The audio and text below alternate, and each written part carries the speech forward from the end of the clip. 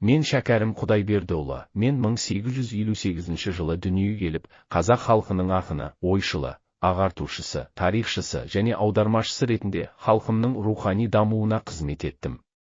Мен ұлы Абай Құнанбайұлының немере інісімін, оның тәлімін алып, адамгершілік пен әділдік жолын өмірлік ұстаным еттім.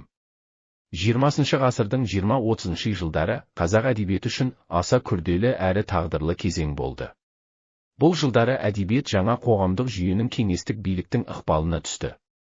Әдебиеттен ең алдымен халықты жаңа идеологияға тәрбиелеу талап етілді. Осы кезеңде социалистік реализм әдісі негізгі бағыт ретінде орнықты.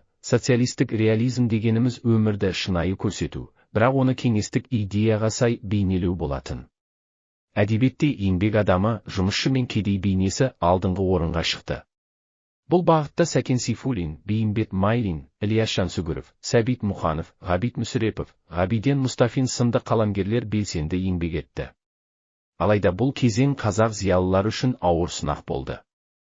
Ұлттың рухани тәуелсіздігін қорғаған Ахмет Байтұрсынұлы, Міржақып Дулатұлы, Жүсіпбек Аймауытов, Мағжан Жұмабаев сияқты арыстар ұлтшыл деген жалған айыппен қуғын сүргінге ұшырады. 1937-1938 жылдары қазақ әдебиетінің көптеген алыптары жазықсыз атылды. Бұл халқымыздың рухани жадында мәңгілік жара болып қалған қасіретті жылдар. Менің шығармаларымда адам ар-ұяты, әділдік, имандылық, адам мен қоғам арасындағы жауапкершілік мәселелері көтерілді. Бірақ менің де еңбектерім кеңес дәуірінде тыйымға ұшырап, ұзақ уақыт бойы халықтан жасырылды. Соған қарамастан, 20 ғасырдың 20-30 жылдарындағы қазақ әдебиеті халықтың рухани тірегі болып қала алды.